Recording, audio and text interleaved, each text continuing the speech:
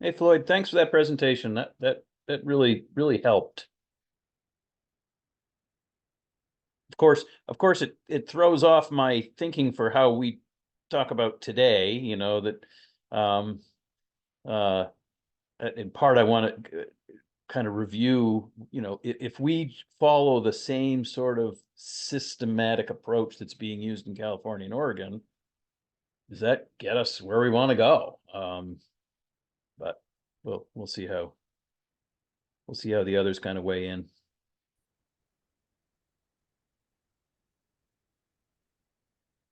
I don't hear you. Thanks, Ken.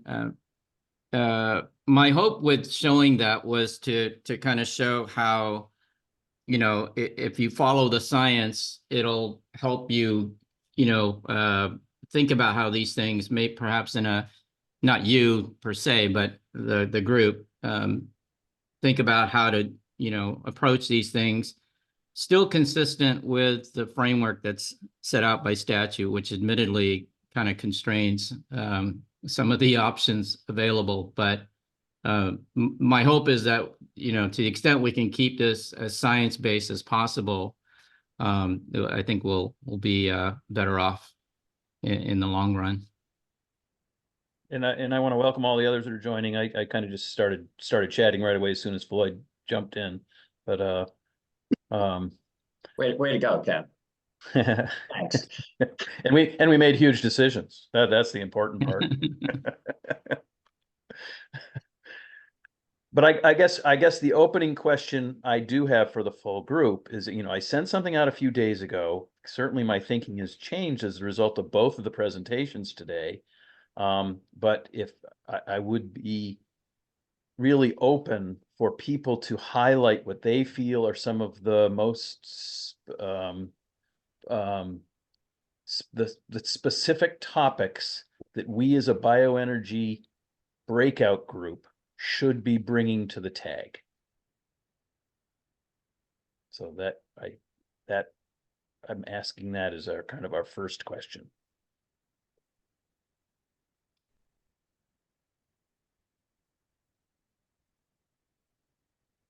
And I will fill the silence a little bit in that the two presentations, the presentation of the measures list, as well as Floyd's presentation, I think really provided some flesh as to how this is going to move forward going forth. And, I appreciate, I think it was Patrick, you suggested, and I hope they do it, that they need to make sure that they have both feedstocks in terms of the biodiesel piece.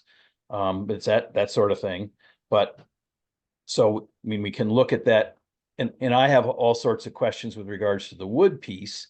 But, I want this group to say, okay, there was that presentation and there's some particulars that you want to highlight. And then from what Floyd and I were talking about this as we were all getting on, he laid out the specifics of how the carbon intensity values are determined in California. And it's kind of, I think, very systematic, and it has quite a track record. And as Floyd says, it's science-based. So when you hear that, are there some things we need to highlight? Because our consultants are moving forward. And so is there something we need to highlight to make sure they're moving forward in a way that's most useful to us as a tag, to the Vermont piece? So I'll now re-ask the question about what we want to talk about. Yeah, Patrick. I think the simple answer is yes, and I would try and keep things simple and straightforward and say that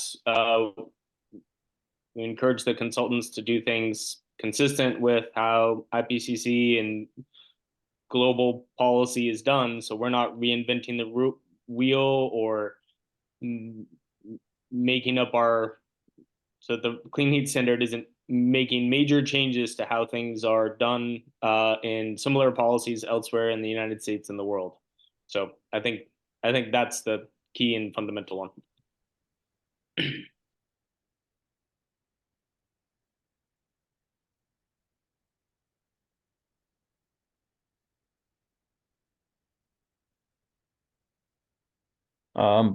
Brian? Yeah. I'll reiterate what I said before. Unlike the West Coast programs, the carbon intensity requirement is embedded into the clean heat standard here. And I can say I have not spent a lot of time trying to understand how that requirement, as it's written into the Affordable Heat Act, actually affects the like either the trajectories that are like affects how you would achieve the trajectories that you need to be on to be able to get to the statutory requirements, and whether or not the discussion that we're going to have about how, you know, how are we going to determine what how to score the credit earning requirement, or that what biofuels will earn as far as credits go versus the fuels that they are replacing, whatever they are. I don't understand that dynamic as well as I need to in order to be able to say anything to the tag. But I think it's complicated. You know, this is all built in. They've already said, here's what the trajectory is for biofuel carbon intensity or fuel carbon intensity in the program. And Are you saying that the piece of the statute that Yeah. identifies this carbon intensity? Yeah. And so it the already one says what it's going to be. right. So it's this additional layer on top of you also need to do this life cycle calculation, and then you also need to turn this into reductions as they are accounted for in the inventory. So there's some. Can I throw can I throw a question back at you? Because I'd asked Colin a couple weeks ago, if, and I know, and I'm not dictating this will be the path, but if the oil fuel dealers decide to really move, as California has, to a very large proportion of renewable diesel for its heating fuel, and you know, that would generate credits if we use the similar sort of model to develop a carbon intensity and compare that with the carbon intensity of petroleum-based diesel, that would develop credits. Would the inventory get it? In other words, if we move to 50% renewable diesel as our heating oil in the next 2 or 3 years, would the inventory capture that? Or else, because we'll be given all these credits and we'll be, you know, the fuel dealers will be meeting their clean heat standard target, but if it doesn't move the needle in terms of the inventory, you know, this gets to the whole reconciliation thing. But I think it can be a question back to you, Brian, you/Colin. Is that the way the inventory is going to work in Vermont? It's the way it works now. It's, you know, the biofuel emissions from biofuels are not counted in the economic sectors that are in the inventory. But That's but the we official. don't So we if you don't just have that we don't have that experience with regards to a diesel heating oil product right now, as I understand it. We take the equivalent of carbon intensity value as a national number. I mean, but say if Vermont becomes very different, and we're going to still sell our 100 million gallons of heating oil, okay? But that heating oil, if it's 50% renewable diesel, do we have the mechanism to say, oh yeah, we'll use a different carbon intensity value than the one that is used nationally? Do we have that mechanism? it would be easy to do. Okay. Okay. Okay. And I got other people have questions. That's just one because. Okay. Sam? But before Sam, Oh, just sorry. let me just Sorry. make sure that you know, my question stands, which is, I still don't. Yeah, under your scenario, Ken, if people are like just bringing in a bunch of biofuels in order to be able to earn a lot of credits, then maybe the carbon intensity trajectory that's in the Affordable Heat Act is irrelevant. But I don't know that. It is for 2030, but not for 2050, because right now we don't know of a biodiesel product, a renewable diesel product that can meet a carbon intensity value of 20.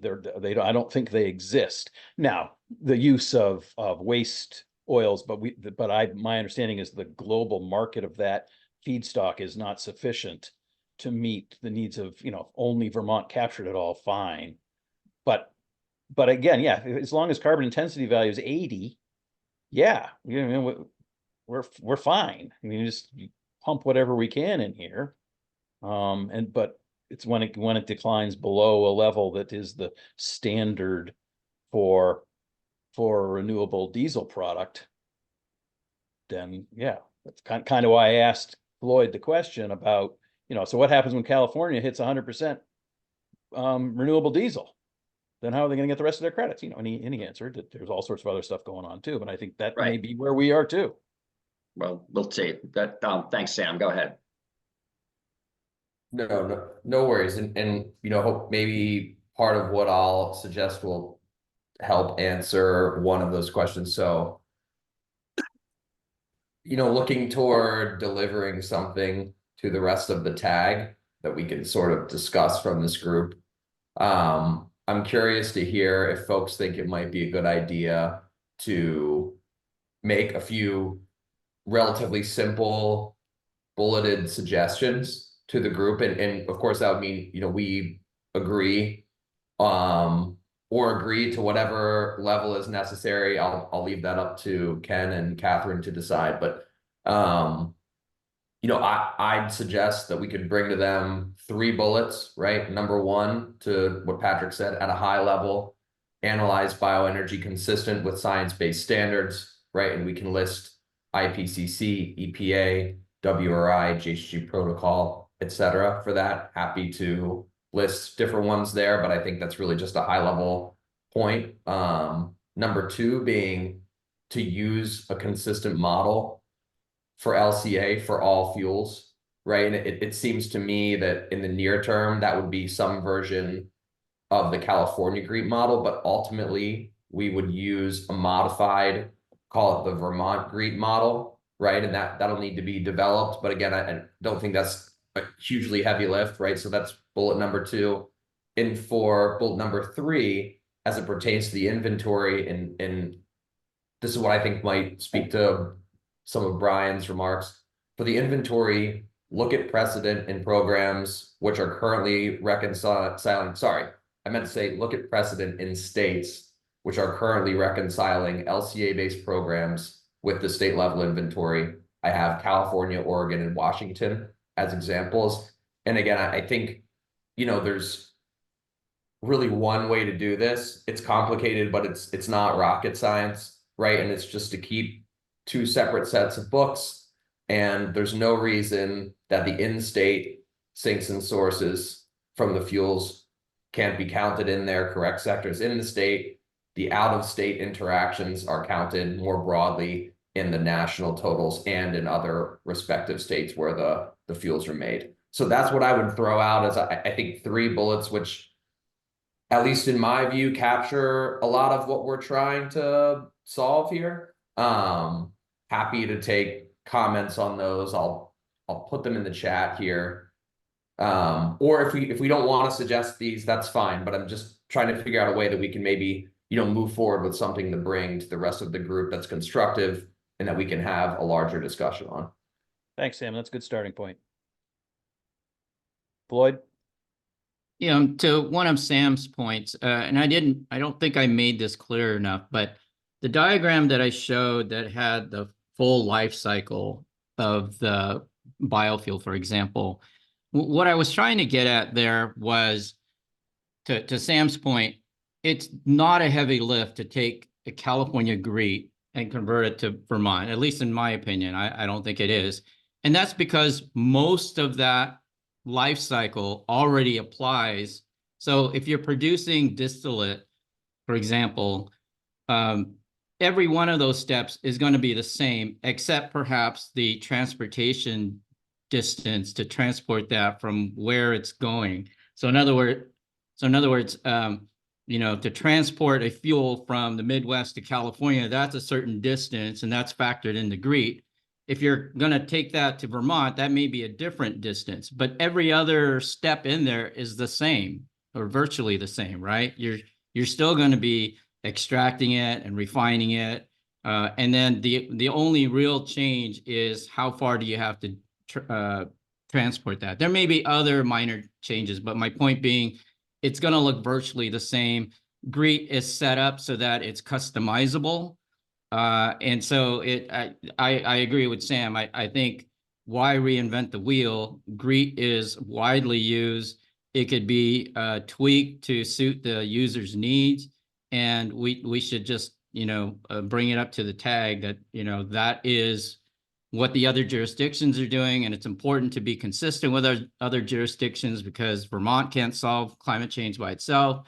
And it shouldn't set up a program that, is inconsistent with other programs, but more importantly, should serve as an example for other states to follow in terms of, this is consistent with other jurisdictions. This is how other jurisdictions should follow it for the heating sector and so forth. So that's my plug for consistency in the methodologies. Yeah, Patrick? Just following that, and wanted to add a detail, which is that there's also the Minnesota thermal GREET, and perhaps we should suggest that they rely on or try to modify the Minnesota thermal GREET, because one of the biggest lifts in changing GREET to be relevant to a Vermont clean heat standard is that GREET is originally transportation based, but the Minnesota GREET has already made it thermal based. So that's all. And Patrick, are you familiar enough? Are there, because there are people that complain about GREET. Is the Minnesota product, does that address some of people's complaints? Or just the more specific question is how can you characterize what did Minnesota do to make it different for thermal? I can't in any detail. All I really know is that it exists. Okay. Sam may know more than I do. I can speak to that quickly if you want, Patrick. So, haven't dug into the model ultimately, but my understanding is that the main modification would be the end step. So, you're basically plugging in an emissions profile for a thermal end use instead of a transportation end use. Other modifications would include, probably a Minnesota specific electricity input to the model where that's relevant. And I think, Ken, to your question on criticisms of GREET, I'm not sure exactly how to explain or understand those criticisms. I mean, I think in general, folks rightfully could be concerned about where real data is used versus assumptions in any model. But based on my understanding, I mean, look, it's a model that's developed by the DOE. They do it for all different types of energy resources. So the idea that this would be, biased toward any one resource, I think is false. Yeah, Brian and then Floyd. Yeah, so two comments. One, I know you guys have talked about consistency and with a lot of the West Coast products, but we're not in that fuel market really. We need to understand what's going on in our region a little bit better. A lot of this discussion is about liquid biofuels, and I think the tougher conversation we're going to have is going to be about solid biofuels. And regionally, there's a very vibrant discussion going on with our neighbors about how to manage that. And that may be the more appropriate group, at least to look at. So I wanted folks to just be aware of that. And then just regarding the Minnesota GREET, which I tried to find, I need to learn more, but this is not a Minnesota state product. That GREET model was submitted by an RNG producer, as justification for a, for earning credits under the Minnesota program. It was submitted to the Minnesota PUC. That doesn't make it good or bad, but this is not a Minnesota, DNR endorsed GREET product. It's a submittal from, a producer that was, commissioned a life cycle analysis study. So, again, doesn't make it good, doesn't make it bad. I haven't looked at it in a lot of depth because my focus has been in part on reviewing the product that A&R commissioned from ERG, which uses GREET in order to be able to do that upstream life cycle analysis that it's going to be released shortly if it isn't already out. And you guys may have seen a draft that uses GREET, that tries to capture the upstream emissions, and that says that you combine those upstream emissions with the combustion emissions as we do that in the inventory, then you get the full life cycle of fuels, but doesn't attempt to provide any offset for sequestration of biofuel feedstock. And that would be the add-on that this group would need to discuss. So I think we have the beginnings of a potential Vermont GREET, but we don't have it now. And my understanding of the criticism of GREET is that it's less about the tool and a whole lot about the assumptions that go into it. There was a comment that somebody submitted that got published to the portal. It was submitted contractor on behalf of the NRC and CLF and VPIRG. And the guy made it, I thought it was a good point. It's like the GREET model, it's basically just a spreadsheet. You can add whatever parameters you want, and you can change a lot of the assumptions that are in there in order to be able to reflect what you understand to be the situation in your particular jurisdiction, or based upon what your understanding is of what the relevant science is for a particular fuel and feedstock pathways. So if I can throw it back at you, Brian, so if Vermont develops its own GREET, and you acknowledge the Minnesota one came from a particular producer, who are you envisioning is going to do that in Vermont? I mean, is it the accumulation of the consultants that are working for, I don't know if you still have yours on retainer, No. to bring that piece in, but then we've got the PUC folks and we've got the Public Service Department folks. Is this a charge we could give them? So then it goes, because then it's developed as a product that gets reviewed by the PUC, gets reviewed by the Public Service Department, and of course you can always participate in those reviews too, to make it so that it is more of a Vermont, I'll say, agency endorsed product rather than, everyone says, oh, we'll make a Vermont GREET, but I don't know who the we is. Right. Well, your answer to question number one, the contract expired. They delivered the final report and the workbook. Okay. So we're not doing anything more with them right now.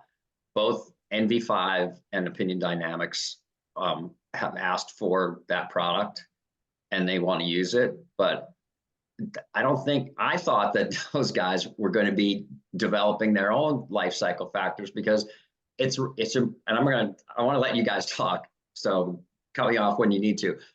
We commissioned that study a long time ago in response to comments that we were receiving during the development of the CAP, to respond to people who were saying primarily, few people that were saying primarily, you can't use a zero emissions for Hydro-Quebec electricity because Hydro-Quebec electricity is not zero emissions on a life cycle basis. And so the agency went ahead to do this life cycle study that's going to be a supplement to the inventory, not a part of the inventory, but it's going to be a supplement to say, for the sectors that are in the inventory and these energy uses, here's how we count them in the inventory.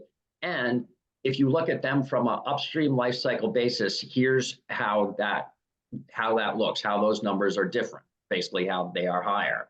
And it's a supplement, and it's an informative tool for policymakers to say, if we are choosing a particular pathway in order to meet the Global Warming Solutions Act targets, the way the inventory counts them, here's some additional information that we might want to know in order to say, on the grand scheme of things, if we were like really want to reduce emissions globally, instead of just the way the inventory counts them, here's some additional information that, you know, we might want to know in order to be able to say we want to do A instead of B.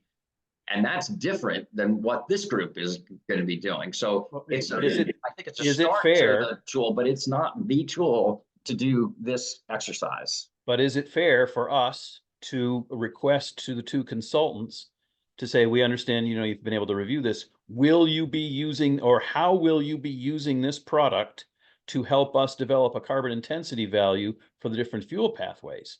And, you know, A, we hope there's a single answer from the two consultants. But then it would give us a chance to review, because if they say, hey, there's some flaws here, you know, we can talk to you. You're very familiar with it. Anyway, but is that a reasonable request to our consultants to have them respond to us? How are you going to use the product from the upstream analysis? I'd like to know that. Okay. How come I was the only one that laughed when you said they're going to come up with the same number? Because I thought that was pretty funny. We really, really want them to. Okay, thank you, Floyd. You've been very patient. I'm sorry. No worries, Brian. I agree with you with respect to the you know, GREET is just a massive spreadsheet, as I mentioned in my remarks, right? And like any spreadsheet, a number of the inputs and assumptions can be tweaked to reflect what's happening on the ground and the science. I completely agree with you there. I think to the question about criticisms of GREET, from my perspective, the way I see it is the criticisms tend to conflate policy concerns and considerations with the science of GREET, and kind of assigns and blames GREET for those outcomes that some folks, some stakeholders don't agree with. And I think that's wrong. I mean, GREET is GREET. It's just a compilation of emission factors and activity data and, you know, other things that are science-based and gathered from a wide variety of sources. It's not supposed to reflect policy. It's supposed to reflect what's on the ground. I mean, it's not supposed to reflect policy objectives. Let me rephrase that. So when folks say you shouldn't have this particular fuel or this particular feedstock, that's not GREET's fault. GREET just simply assesses what the pathway emissions are for, you know, whatever pathways you assign to it or whatever pathways you ask it to look at. And then the policy considerations should be addressed through policy making, through rulemaking, through target setting, all of those sort of things. So I just want to make sure we're clear. Criticism of GREET, as you know, someone mentioned, is, I don't think is of GREET itself, but it's the results that GREET comes up with that people don't agree with because it's not consistent with their policy objectives. Okay. Thank you, Floyd. Patrick?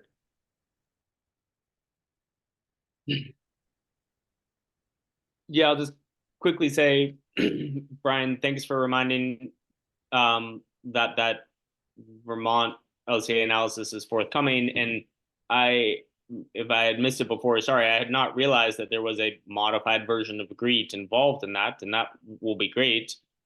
In addition, even if the Minnesota GREET isn't Minnesota sanctioned, it has already done, as I understand it, the heavy lift of transferring from a transportation sector to a thermal sector, and hopefully could make things more efficient for whichever consultant would need to further modify it to be Vermont specific, and then to go through all the approvals necessary for it to be used here. It's just like I'm suggesting it as a good starting point to be efficient. Hey, Sam?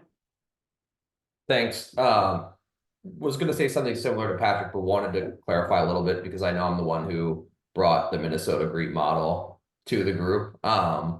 Totally agree. It's just an example of a way that you can modify GREET. So it was submitted by CenterPoint Energy, which is the gas utility for Minnesota, in one of the dockets as part of the deliberations around the Natural Gas Innovation Act, which is a policy that's similar to this in a lot of ways, but also very different. And what they wanted was really a sample of what that GREET model could look like. And it was actually done by a consultant called Eco Engineers, which does a lot of these models for the various LCFS programs and different contexts. So yeah, by no means am I suggesting that we take something. I mean, do I think that that's a biased model? No. But still wouldn't suggest that we take that and use it in Vermont, right? I think the important thing here is it's just the best example that I know of publicly that is agreed for thermal end uses. And so, we would also need a version of that for liquid biofuels. We need a version of that for electricity. I mean, again, that's even just the RNG version. So to maybe create a better context around why we would look at the Minnesota model. And I'm conscious that, Tom probably has something to add to one of the previous topics here. So feel free to sort of sidestep what I'm about to say, but I do want to reiterate, I think it could be really useful to bring some recommendations to the broader tag. And I'm not, if you guys, please, if you think I'm missing something here, like if it's not our goal to bring recommendations to the broader tag, then just tell me to shut up, please. But it absolutely is. So, I would love if we could have that as a takeaway from this meeting, or again, if you guys don't want to do that yet, that's also. I will pose that to the group, but I'll have to, yeah, because you did put it in the chat, but I will pose that to the group. But I want, yeah, Tom, help us here. I'll try to help. So our consultant, Opinion Dynamics, views it as within their scope to perform the emissions schedule work. So they're actively thinking about how are they going to do that and what assumptions are they going to use. And they plan to come to the tag at some point in the near future and give a presentation. Here's what we're thinking, please give us feedback. So I view TAG's role as really weighing in on the methodology and the assumptions. And then once that's nailed down, then it's the consultant's job to implement it and, turn the crank and come out with the numbers. So I can't tell you when Opinion Dynamics will be coming to TAG to give that presentation and get TAG's feedback, but it's coming in the near future. Okay. So I have a question, and then because we have had to field the questions, or at least be aware of the comments by folks that say we hate GREET. Make sure you don't use GREET. Is it the role of the tag to, I'll say, sponsor that discussion? And as Floyd said, perhaps, and I don't want to defuse, their points. It included that submission that came in yesterday. But rather, hey, those things that you identify that you don't like about GREET can be discussed as our consultants develop carbon intensity values. If they use something you don't like, we can determine if that was science-based, if it's been consistently used, rather than say, hey, don't use GREET.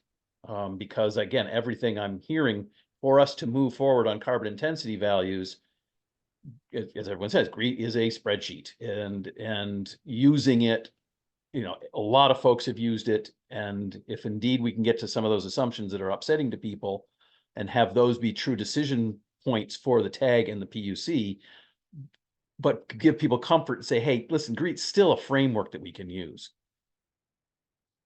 So, I mean, as you can hear, I'm hoping that we can allow GREET to move forward and not have to continue to field this, well, then your work's going to be, biased because you use GREET, and we all know that GREET is a failed model, which is which several people have suggested. And can I say something in response to that? Yeah. And you guys can always tell me to pipe down because I'm not a member of the tag. I'm just a fly on the wall. But I always go back to what does the statute say, and if you look at what are the tags specific enumerated statutory tasks, that's number one in the list for tag is establishing and revising the life cycle CO2e emissions accounting methodology to be used. yada, yada, yada. So Yep. I would, my humble opinion is yes, in response to your question, Ken. Okay. I'll bring that to the full group. Thanks, Tom, for also clarifying maybe what our near-term goals are for this subgroup in terms of, you know, giving feedback on the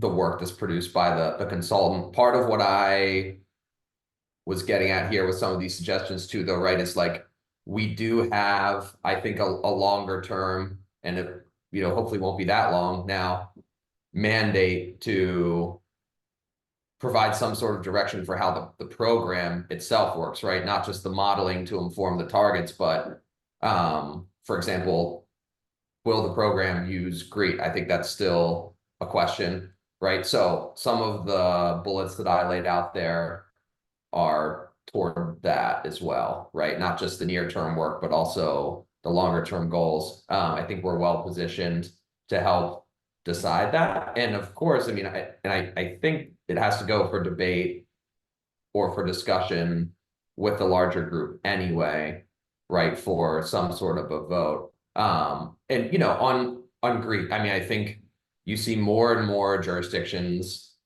adopting this, right? Including the federal government for the IRA tax credits. They're creating their own versions of GREET, which are, you know, even tax credit specific, right? We saw the first draft of the SAF model come out yesterday. There's always going to be someone who doesn't like whatever we put out from the group, but you know, that doesn't mean the concerns aren't legitimate. And I'll just say, I'm happy to have a conversation around the individual parts that pertain to the technologies I know about. And maybe it'd be good to have that as part of the larger group at some point. Okay, Brian, and then I do want to pose this question as whether we should bring these 3 bullets that Sam provided to the group as kind of where we are. But Brian? Yeah, I think we're going to get timed out here shortly. Yeah. Tom, you're a rather large fly on the wall.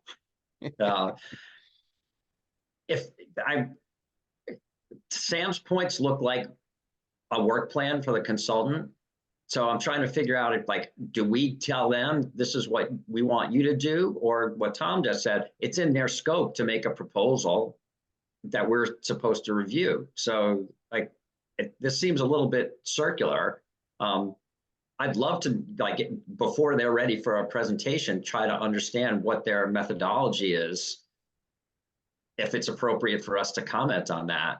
But I guess I'm a little hesitant to say, here's the process that we think the contractor should be using, without knowing what's the process and methodology that the contractor who's scoped to do this is using.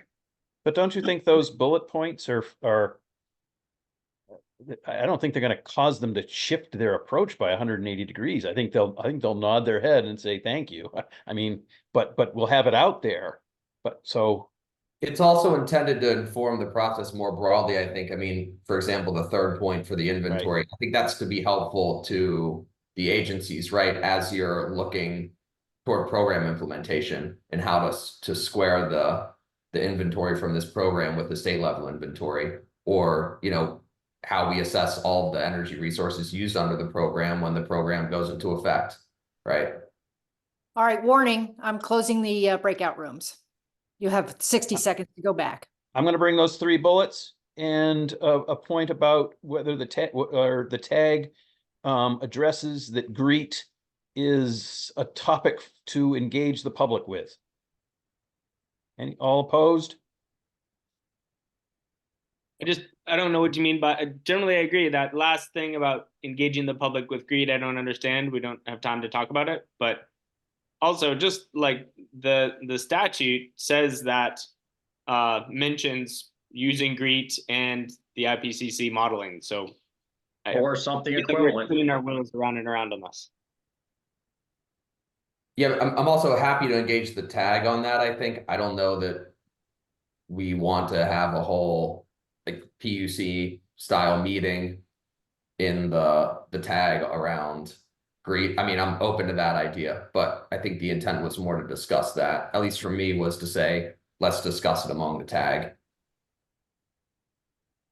Yep. 1, 0.